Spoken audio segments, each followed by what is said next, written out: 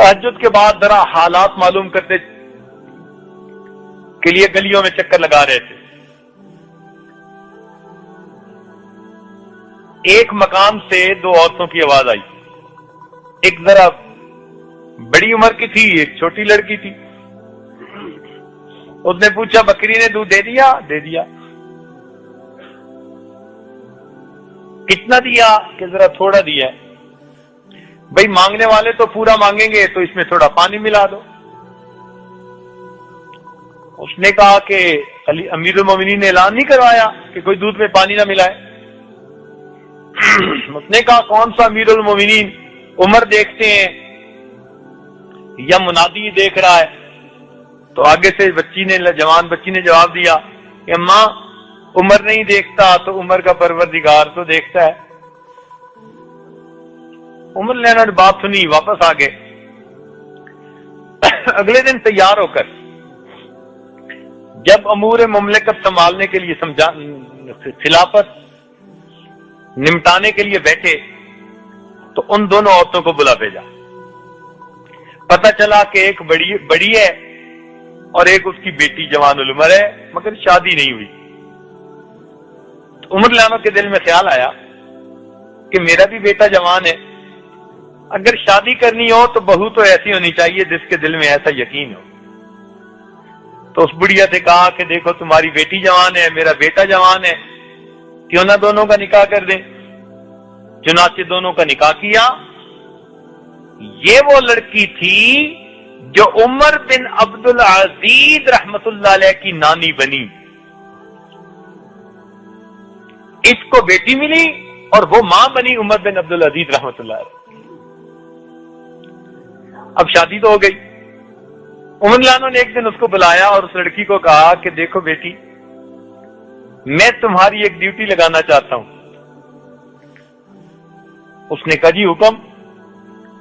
فرمان لگے ڈیوٹی یہ ہے کہ جب میں روزانہ تیار ہو کر امور خلافت کے لیے گھر سے نکلنا چاہوں تو تمہاری ڈیوٹی ہے کہ رستے میں آ کر میرے قریب تم نے مجھے وہی سبق یاد دلانا ہے.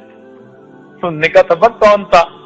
کہنے لگے جو تم نے ماں کے سامنے کہا تھا عمر نہیں دیکھتا تو عمر کا خدا تو دیکھتا ہے. اتنا فکر یہ اچھا لگتا تھا عمر لانو کو کہ اس بچی کو فرماتے تھے کہ تو بار بار یہ کلمہ میرے سامنے دوہرا. چنانچہ ہر دن وہ بچی آپ کو جاتے ہوئے یاد دلاتی, قریب آ کے کہتی اگر عمر نہیں دیکھتا تو عمر کا خدا تو دیکھتا ہے. کتابوں میں لکھا ہے عمر لانو کے دل پہ اتنا وہ چھاپ لگ گئی تھی اس فکرے کی, تنہائی میں بیٹھے ہوئے خود بخود کبھی کبھی کہہ اٹھتے تھے عمر نہیں دیکھتا عمر کا خدا تو دیکھتا. عمر نہیں دیکھتا عمر کا خدا تو دیکھتا. ایسا دل پہ وہ فکر پیوست ہو گیا. سسر کا یہ حال, بہو کا یہ حال, اور بیٹے کا حال. عبداللہ ابن عمر لانو جاتے ہیں راستے میں تو ایک جگہ ایک چرواہا ملا. چرواہے کو کہا کہ بھائی کچھ ہمیں دودھ ہی دے دو. انہوں نے کہا جی میری یہاں نہیں ہے بکریاں, اجازت نہیں ہے. بھائی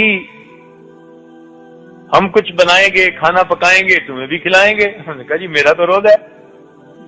تو بڑے حیران ہوئے کہ جنگل میں دیکھنے والا کوئی نہیں, گرمی کی شدت, اور پھر بکریاں چرانے والا. اللہ توبہ, اتنا بھاگنا پڑتا ہے کہ بندے کا جو ہے وہ حشر ہو جاتا ہے. یہ روزے کے ساتھ تو دل میں خیال ہے اس کو آزماتے ہیں.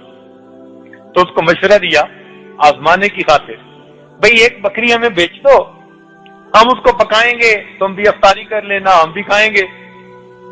اس نے کہا جی میں مالک تو نہیں ہوں. بھئی تم مالک کو کہہ دینا کہ ایک بکری کو بھیڑیا لے گیا. وہ نوجوان مسکرایا اور کہتے ہیں کہ اچھا اگر میں اس کو کہوں گا بکری کو بھیڑیا لے گیا تو فَأَيْنَ اللَّهُ, پھر اللہ کہاں ہے؟ اللہ بھی تو ہے نا. عبداللہ ابن عمر لانو کے دل پہ ایسا اثر ہوا کہ بعد میں لوگوں کے سامنے یہ واقعہ سنا کر کہا کرتے تھے کہ اس قوم کا حال دیکھو کہ اتنا کامل یقین کہ چرواہا بھی تنہائیوں میں روزے کی شدتیں برداشت کرتا ہے، اور جب کہا جاتا ہے کہ کوئی عمل خلاف شرع کر لو تو آگے کہتا ہے فَأَيْنَ اللَّهُ، پھر اللہ کہاں ہے؟ تو بیٹے کا یقین ایسے بنا، باپ کا یقین ایسے بنا، بیوی کا یقین ایسے بنا۔ اس وقت گھر کے سب لوگ ایسے ہوتے تھے۔ چنانچہ عمر رضی اللہ عنہ کا یقین ایسا تھا قیامت کے بارے میں کہ جب آپ کی وفات ہونے لگی، آپ نے اپنی وصیت فرمائی کہ مجھے جلدی نہلا دیں اور جلدی دفنا دیں۔ 2-3 دفعہ اس کو دہرایا تو ایک صحابی نے کہا کہ امیر المومنین ہم جلدی دفنائیں گے، جلدی آپ کو کفنا دیں گے، اتنی جلدی آپ کیوں کر رہے ہیں؟ تو جب یہ کہا تو عمر رضی اللہ عنہ کی آنکھوں میں آنسو آ گئے، فرمان لگے میں جلدی اس لیے کر رہا ہوں کہ اگر تو اللہ تعالیٰ مجھ سے راضی ہوئے تو تم مجھے اللہ سے جلدی ملا دینا، اور اگر اللہ مجھ سے خفا ہوئے تو میرا بوجھ کندھے سے جلدی ہٹا دینا۔ اور عمر کے انجام کو تو اللہ بہتر جانے، عمر کے انجام کو تو اللہ بہتر۔